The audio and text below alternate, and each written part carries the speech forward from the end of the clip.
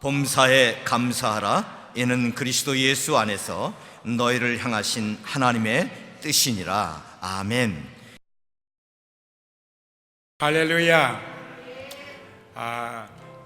이 세상에서 민족 중에 감사의 단어를 가장 많이 쓰는 민족이 아니면 국가가 어딜까요? 네? 미국 사람들은 오늘 같은 날이면 해피 땡스기빙 데이라는 말을 가게에서도 하고 길에도 하고 다 합니다. 근데 우리는 교회에서도 그 말하기 참 어색해요. 왜? 습관이 안 돼가지고 뭐라고 말해야 될지.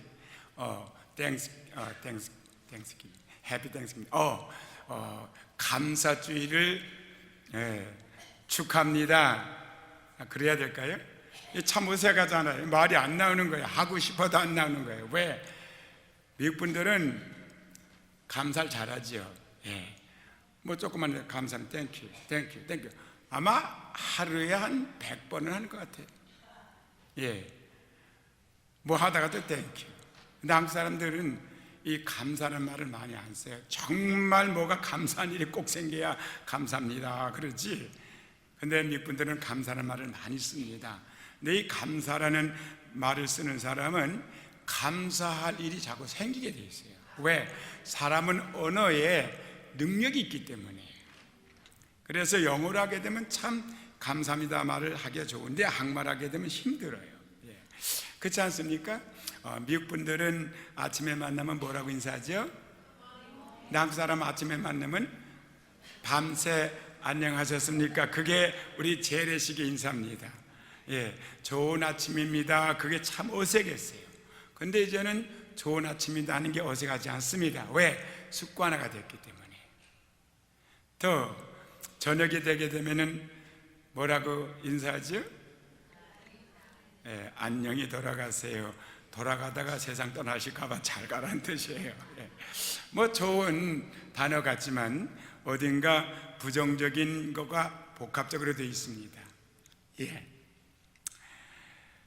사람들의 생활 가운데 감사와 찬양은 유활유와 같은 역할을 합니다. 바로 이 유활유와 같다는 말은 아무리 좋은 기계를 가지고 있어도 그 기계에다가 기름을 치지 않고 그대로 상하게 되면 머지않아서 기계는 고장납니다. 인간 생활에 있어서 기름을 친다는 것은 하나님께 감사와 찬양을 드리고 서로 사람 간에 상호 간에 서로 감사하고 서로 칭찬해 주는 것이라고 할 수 있어요. 생각해 보십시오. 남편이 하루 종일 직장 생활하면서 어려움을 겪다가 집에 왔을 때 아내가 따스한 밥을 준비했다가 상체를 해주고 여보 오늘 얼마나 힘들었어요? 수고하셨습니다. 그 한마디가 그 남편의 하루의 피곤을 풀어주지만 왜 이제 들어와 여보? 왜 전화 안 걸었어? 하고 짜증을 내고 남편에게 감사하지 아니하고 불평해 보세요. 그 남편은 집에 들어올 기분이 나지 않을 겁니다. 남편이라는 사람이 하루 종일 일하다가 돌아와서 아내고 한단 말이 여보 당연히 하루 종일 뭐 해서 이 꼴이 뭐야 집안 꼴이 하고 야단을 친다면 남편은 사회 나가서 복잡한 사회지만은 일하면서 그래도 고독을 몰랐지만은 아내는 집안에서 집안이라고 아이들 키우기에 얼마나 힘들었습니까? 그런데 여보 하루 종일 집에서 아이들 키우느라고 얼마나 수고했냐고 한마디를 안 하고 그 아내를 짜증스럽게 해준다면 그 아내는요 더 이상 집안일 하고 싶은 마음 없어요. 의욕을 잃어버립니다. 우리의 생활이 이러한 기름 부음이 없으면 서로 감사하고 서로 칭찬해 주지 않으면 정말 우리가 삶에 기름침이 없으면 삶의 기쁨이 없습니다. 우리의 삶은 감사할 때 즐거워지고 칭찬할 때 즐거워지고 영광스러운 승리의 삶을 살 수 있는 거예요. 저는 이제 늙어서야 이제서 절실히 느낍니다. 저 말을 집에 가면 거의 안 하는 편이거든요. 또 말 많이 나한테 말하는 사람 듣기 좋아하지 않아요, 제가. 근데 예수 믿고 나서 설교하느라고 말을 배우게 됐고, 전도하다가 보니까, 간증하다 보니까 말하게 됐죠. 우리 한 사람은 대화하기를 참 좋아해요. 됐어 그만 얘기해. 항상 그래 왔어요. 그리고 우리 한 사람은 난 하루 종일 집에서 뭐해, 말할 대상도 없고, 그만하라니까. 그래 살아왔는데 이제 가만 생각하니까 저렇게 나한테 좋은 아내를 주신 하나님께 감사하고, 나한테 시집 와서 한 번도 나에게 불평하지 아니하고, 정말 한 번도 불평 안 했어요.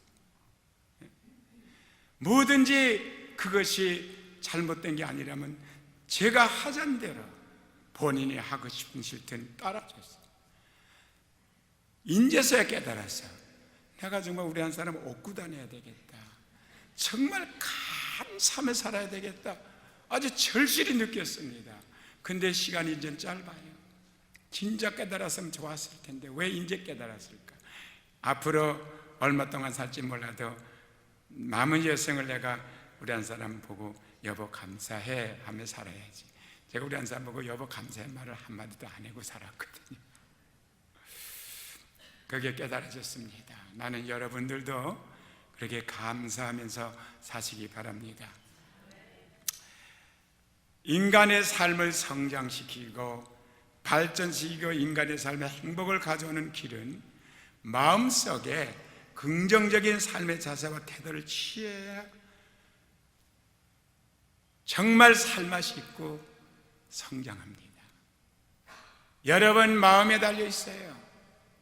내가 긍정적인 마음을 가지고 매사에 긍정적인 마음을 가지고 사느냐, 매사에 부정적인 마음을 가지고 사느냐에 따라서 여러분의 삶은 달라집니다. 사람이 마음이 긍정적인 자세를 취하지 않는 이런 사람은 성장할 수가 없고 발전과 행복을 절대로 가져오지 못합니다. 사업을 해도 사업을 키울 수가 없습니다. 오늘날 수많은 사람들이 마음속에 부정적인 생각을 갖고 살아갑니다. 평생에 불평만 가득 차 있습니다. 입만 열으면 남을 원망합니다. 그래서 초조해지고 불안해지고 끊임없이 분노가 폭발합니다. 결국엔 우울해지고 우울증에 걸려요. 그리고 대인관계에 있어서도 부정적인 태도를 취하게 됩니다. 이 때문에 오늘날 우리의 삶이 더 많이 피곤해지고 성장하지 못하고 발전하지 못하고 더 많은 행복을 누리지 못하고 결국에는 원수마귀에게 모든 행복을 뺏기고 맙니다. 우리 자신의 성장과 발전과 행복이란 것은 삶에 대한 우리 마음의 자세가 항상 감사와 긍정적인 태도에서 살아야 됩니다. 그래서 성경 말씀에는 사도 바울의 옥중에 있으면서도 그렇게 매를 맞으면서도 그는 너희는 범사에 감사하라. 이는 그리스도 예수 안에서 너희를 향하신 하나님의 뜻이라 했습니다. 여러분이 하나님의 뜻을 이룰 때 하나님이 여러분의 뜻을 이루지 않겠습니까? 하나님의 뜻은 원망하는 게 아니고 불평하는 게 아니라 감사하는 것입니다. 범사에 감사하는 것입니다. 할렐루야. 우리가 긍정적인 태도를 취하면 우리는 성장하고 행복을 가져올 수 있지만 우리가 부정적인 마음을 가지면 절대로 행복은 오지 않습니다. 그러면 어떻게 해야 계속적으로 긍정적인 태도를 가지고 있겠습니까? 여러분 사람과 대화해 봤습니까? 가까이 교제해 봤습니까? 여러분 우리가 긍정적인 마음을 계속 가지려면 첫째로 우리는 부정적인 모든 것을 기도로서 청소해 버려야 됩니다. 하나님께 나아가 불안하고 초조한 것들을 다 고하고 분노가 생기는 것과 미운 생각을 다 하나님 앞에 고하면서 주여 주의 보혈로서 이 모든 부정적인 것들을, 이 불평한 것들을, 그리고 내 이 노하는 것들을, 화나는 것들을, 그리고 사랑하지 못하는 것, 미워하는 것들을 다 보혈로 씻어 주시옵소서. 이렇게 하면은 정사가 되는 거예요. 청소를 해야 깨끗해지지, 그냥 내버려 두면 깨끗해지지 않습니다. 두 번째로, 언제나 과거의 잘못을 용서하면서 살아야 됩니다.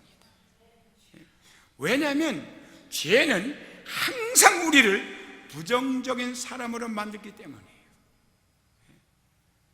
뿐만 아니라 죄는 하나님과 우리 사이를 갈라놓고 교통을 단절시켜서 우리들의 기도를 응답받지 못하게 합니다. 그래서 이 죄는 항상 우리는 용서를 해야 됩니다. 왜? 우리는 죄를 안 짓고 살 수 없는 사람들이기 때문에. 사랑하는 성도 여러분, 그러면 어떻게 우리가 항상 우리를 부정적인 사람으로 만드는 그 죄를, 항상 과거의 잘못을 용서할 수 있을 거예요? 첫째, 우리는 다른 사람의 죄를 용서해 줄 줄 알아야 됩니다. 아멘. 성경에 말합니다. 내가 내 마음의 죄악을 품으면 주께서 듣지 아니하시리라.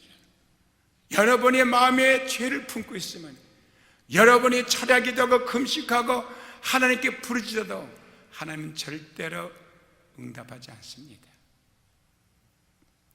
이사야서 59장 1절 2절의 말씀은 여호와의 손이 짧아서 구원치 못하심도 아니요 귀가 둔해서 듣지 못하심도 아니라 오직 너의 죄악이 너희와 너희 하나님 사이를 내었고 너의 죄가 그 얼굴을 가리워 너희를 듣지 않게 하셨다고 했습니다. 여러분들이 소리 지르고 부른다고 해서 하나님이 귀가 어두워서 못 듣는 게 아닙니다. 아니면 하나님이 들으시고도 들어줄 능력이 없어서 응답하지 않는 것도 아닙니다. 하나님은 들을 수도 있으시고 여러분의 마음에 품기만 해도 소리를 안 질러도 다 알아들으십니다. 뿐만 아니라 하나님은 무엇이든지 이루어질 능력을 갖고 있습니다. 왜 그러면 하나님이 듣지 않으십니까? 오직 너의 죄악이 너희와 너희 하나님 사이를 내었고 너의 죄가 그 얼굴을 가리워 너희를 듣지 않겠다고 했습니다. 그러면 죄는 해결돼야 되지 않습니까? 그럼 우리는 어떻게 과거의 잘못을 다 용서할 수 있을 거예요? 그래서 첫째, 나에게 과실 있는 사람들을 용서해 주는 사람이 되야 됩니다. 왜 그런지는 나중에 말씀드리겠습니다. 마가복음 11장 15절에 서서 기도할 때에 아무에게나 혐의가 있거든 용서하라. 그리하여야 하늘에 계신 너희 아버지도 너희 허물을 사하여 주시리라. 이것이 마가복음 11장 15절 말씀입니다. 그런데 이 15절 말씀이 기록되기 전에 14절 말씀이 먼저 나와요. 거기 뭐라고 말하냐면 너희가 진실로 진실로 너희에게 이르노니 기도하고 구한 것은 받은 줄 믿으라. 그리하면 그대로 되리라. 그럼 우리는 염려할 게 하나도 없잖아요. 기도하고 구하면 될 거 아니에요. 그런데 기도하고 구한 것은 받은 줄을 믿어져야 그 다음에 그대로 되는데 기도하고 구했지만 믿어지지가 않는 거예요. 그래서 그 다음에 나오는 말이 왜 그러면 내가 기도하게 구했는데도 불구하고 믿어지지 않는 이유가 뭐냐 하는 것이 바로 이 15절이에요. 아니 이거 25절. 서서 기도할 때에 아무에게나 혐의가 있거든 용서하라. 그리하여야 하늘에 계신 너희 아버지도 너희 허물을 사하여 주리라. 이 말이 뭐냐면 이 25절 누구에게 혐의가 있거든 용서하라 그 말 나오기 전에 기도하고 구한 것은 받은 줄로 믿으라. 그리하면 그대로 되리라 했는데 왜 안 믿어지느냐? 자기 안에 죄가 있다는 거예요. 죄가 있기 때문에 기도해도 이 죄가 하나님과의 간격을 뒀기 때문에 하나님이 얼굴이 가려졌기 때문에 우리 기도를 안 들어주신다는 거예요. 그래서 믿어지지가 않는 거죠. 그럼 왜 그렇습니까? 내가 죄가 있기 때문에. 그러면 왜 내가 죄가 있는데 내 죄를 사해달라고 그러지 왜 남의 죄를 용서해야 됩니까? 그 이유는 남의 죄를 용서해줘야 하나님께서도 내 죄를 용서해 준다고 했기 때문이에요. 이게 진리고 이게 순서입니다. 여러분이 아무리 밤새도록 무릎을 꿇고 죄를 뒤집으시면서 회개해도 여러분에게 과신 자의 죄를 용서해 준 사람은 절대로 용서받을 수 없습니다.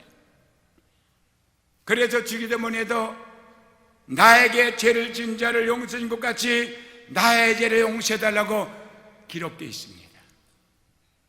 그래서 우리는 먼저 나에게 과신하는 사람을 용서해 주는 법을 배워야 돼요. 할렐루야.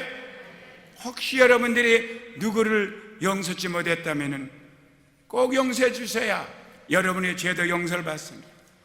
두 번째, 이제 나의 죄를 하나님께 자백해야 됩니다. 이제는 내 죄를 자백하기만 하면 그 죄를 자백하는 것마다 깨끗이 씻음을 받는 자격을 받은 사람이 됐습니다.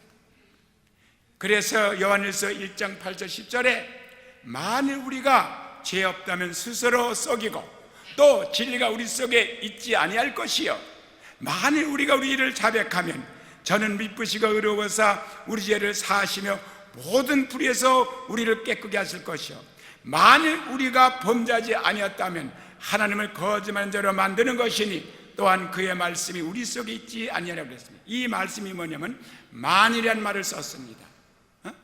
우리가 죄 없다면, 물론 우리가 나 죄 없어 하지 않겠지만 그런 사람도 있다 이 말입니다. 그래서 만일 우리가 죄 없다 하면 스스로 속이고 진리가 우리 속에 있지 않을 것이라 했어요. 무슨 말이냐면 우리가 예수를 믿어도 아직 육신의 몸을 갖고 옛사람이 아직 가지고 있기 때문에 옛사람은 죄가 근성이 그 속에 들어가 있어요. 이 육체 속에. 그래서 항상 죄를 짓습니다. 그런데 어떤 사람이 나는 죄를 안 져서 저런 사람이 죄를 지어, 저 사람이 죄를 지어, 저 장녀 같은 여자가 죄를 지고, 저 깡패가 죄를 짓고, 저 도둑놈이 죄를 지고, 나는 그런 죄를 안 졌어. 아니요. 여러분들도 그런 상황에 닥치면 도둑질 할지도 모르고 장녀가 될 수 있는 가능성이 다 있어요. 그런 근성이 다 들어가 있어요, 사람들은. 우리가 그런 죄를 안 져도 또 다른 죄를 짓고 있다고 그래요. 그러니까 나는 죄가 없어. 그래? 그러면 하나님이 거짓말하나요? 스스로 속인단 말이에요. 자기가 자기를 속이는 거예요. 그러고 나서 만일 우리가 그러니까 죄를 자백하면 하나님은 미쁘시다는 거예요. 하나님은 아주 긍휼하심이 많고 사랑이 많은 분이란 뜻이에요. 그리고 의로웠어요. 의로우니까 죄를 그냥 둘 수가 없었어. 그 죄를 다 씻겨준다는 거예요. 뭐가? 예수의 피가. 그리고 모든 불의에서 우리에게 깨끗게 해주실 거라고 했어요. 근데 만일 우리가 범죄하지 않았다 하면 하나님을 거짓말한 자로 만드는 것이니 또한 그의 말씀이 우리 속에 있지 않느냐. 이 말씀이 뭐냐면 하나님이 거짓말합니까? 아니면 내가 거짓말합니까? 하나님 우리 보고 죄 있다고 하는데 나는 없다고 했으니까 내 말이 옳다면 하나님이 거짓말하는 거죠. 근데 그렇지 않다는 거예요. 하나님은 절대로 거짓말 안 하신 분이에요. 그러니까 하나님의 말씀이 네 안에 거하지 않기 때문에 네가 죄를 짓고도 죄를 지은 줄 모른다는 거예요. 그러면 예수님 말씀하기를 내 말이 내 안에 거하고 네가 내 말에 거하면 무엇인지 구하라 다 이루라고 그랬잖아요. 내가 죄 없다 그러면 하나님의 말씀이 거하지 않으니까 나는 하나님을 거짓말한 자로 만들었지만 사실은 내가 거짓말하는 거예요. 또 죄를 짓고 있는 거예요. 죄를 짓고도 회개 안 하고. 그래서 이스라엘 나라가 왜 망했냐면 죄를 졌어요. 그게 하나님께서 책망했어요. 그때는 더 강팍해졌어요. 여러분 아시죠? 사울왕 하나님의 말씀을 거역해가지고 전멸하는데 전멸 안 하고 부분적으로 죽이고 생포해 가지고 왔잖아요. 그래서 하나님께서 그의 선지자를 통해서 왜 왕이 하나님의 말씀을 거역하냐 했더니 얼마나 강팍한지 회개하지 않고 이유를 대고 거기다가 이론을 걸어가지고 해명하는 거예요. 변명했어요. 그래서 사울은 결국에는 왕위를 잃어버리고 그 집안이 절멸나갑니다. 이스라엘 나라도 마찬가지였어요. 만일 우리가 죄 범죄하지 않았다면 하나님은 거짓말하는 자를 만드는 것이요 또한 그의 말씀이 우리 속에 있지 아니하니라. 그래서 우리는 먼저 다른 사람의 죄를 용서해줌으로써 나의 죄를 용서받을 수 있는 자격을 얻었고, 이제 내 죄를 자백함으로써 하나님께서 우리의 모든 죄를 사해 주시고 불의에서 깨끗해졌으므로 우리는 이제 부정적인 것들이 다 죄가 없어져 버렸습니다. 세 번째, 우리는 이제서야 범사에 감사해야 됩니다. 감사가 그렇게 쉽게 나오는 게 아니에요. 어떤 분이 헌금을 정성스럽게 갖다 냈습니다. 그랬더니 하나님께서 말씀합니다. 야, 헌금 그대로 놔두고 너 빨리 가서 누구하고 화목하지 못한 게 있으면은 화목하고, 누가 너한테 과실이 있거든 죄를 용서해 주고, 네가 죄가 있거든 용서를 빌고, 그리고 와서 이 헌금을 바쳐라. 무슨 말인지 아세요? 그렇지 않으면 이 헌금은 내가 받을 수 없다는 거예요. 어떤 사람이 병들었습니다. 죽을 병에 걸렸어요. 그래서 교회 장로들을 통해서 안수를 받습니다. 그 장로들이 성령의 기름을 부으면서 예수님을 기도합니다. 믿음의 기도는 병든 자를 일으키시리라. 믿음으로 기도했더니 병이 났습니다. 그런데 그 다음에 나오는 말씀이 잘 들으셔야 돼요. 혹시 죄를 범하였을지라도 사하심을 얻으리라. 죄가 있으면 죄사함을 받아야 병이 낫지. 아무리 믿음의 기도를 해도 이 죄가 있으면 믿음의 기도가 되지 않는다는 뜻이에요. 그러면서 이를 위하여, 이 병 고침을 위하여 서로 죄를 고하며 병 낫기 위해서 기도하라. 의인의 기도는 역사하는 힘이 많으니라 그랬어요. 무슨 말이에요? 다 죄를 갖고 있기 때문에 이 죄가 용서받기 전에는 하나님의 능력이 역사를 안 한다는 거예요. 그래서 나는 이 사람한테 잘못을 고해서 용서받고, 저 사람은 나한테 잘못을 고해서 용서받고, 또 우리 전에 함께 고해서 함께 용서를 받아. 그럴 때 믿음의 기도가 역사한다는 뜻이었어요. 그래서 의인의 기도는 역사하는 힘이 많다. 왜 의인 됐습니까? 우리 믿음을 의인 됐지만 죄를 범하게 되면은요, 거룩하지 못한 의인이 되는 거예요. 그러니까 죄를 고백하니까 싹 식어지니까 어려워졌잖아요. 그래서 능력이 나간다는 거예요. 역사는 힘이 많아진 거예요. 억지로서 되는 게 아닙니다. 하나님은요, 억지 하나님이 아니세요. 모든 것을 순리적으로 믿음 안에서 법대로 행하신 분이시지.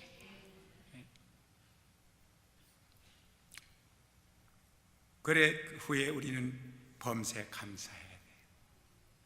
우리는 범사에 감사하겠다는 결심을 하고 감사할 것을 찾아서 감사해야 돼요. 우연히 감사하는 게 아니라 매사가 다 감사할 것밖에 없는 거예요. 우리 믿는 사람은. 사실 우리는 하루살이 같이 살다가 세월이 지나고 나면 급기야 한 줌의 흙으로 돌아갈 수밖에 없는 절망적인 존재입니다. 그래서 너의 인생이 무엇이냐? 너희는 잠깐 보이다가 없어지는 안개라 그랬어요. 모든 육체는 풀과 같고 그의 영광은 꽃과 같으니 풀은 마르고 꽃은 떨어진다고 했어요. 이러므로 인간의 종말은 얼마나 비극적인지 모릅니다. 그러므로 우리는 우리가 은혜 받은 일이 있으면 최선을 다해서 그 은혜 보답하려고 노력하는 삶의 자세를 가져야 돼요. 여기 은혜 입지 않은 사람이 누가 있습니까? 지금 저를 통해서 여러분이 이르기까지 먼저 우리는 하나님의 은혜 보답하는 사람이 되어야 되겠습니다. 하나님께서는 우리를 멸망에서 구원하기 위해서 독생자를 땅에 보내주셨어요. 하나님이 세상을 이처럼 사랑하사 독생자를 주셨으니 저를 믿는 자마다 멸망치 않고 영생을 얻으라고 했어요. 이 땅에 오신 예수님께서는 우리를 위해서 십자가에 달려서 물과 피를 쏟아주셨어요. 그 고통을 참아가면서 이 끝없는 사랑과 은혜를 우리는 거듭나는 은총을 받게 됐고, 성령으로 충만함을 받게 되었고, 병고침을 받고 저주에서 해방됐습니다. 또한 영원한 천국에 들어갈 수 있는 위대한 은총을 받게 됐습니다. 우리의 기업은 천국이 있습니다. 하나님께서 간직해 두셨다고 그랬어요. 이 하나님의 은총에 대해서 나와 여러분 얼마나 감사하며 살았습니까? 나가 여러분의 부모, 형제, 이웃으로부터 받은 정성과 사랑을 잊지 않고 기억하며 감사하고 살아야 됩니다. 받은 은혜를 기억하시고 늘 감사 본하는 삶을 살 때 젖과 꿀이 흐르는 축복을 받아 누리고 살 수 있는 심령이 됩니다.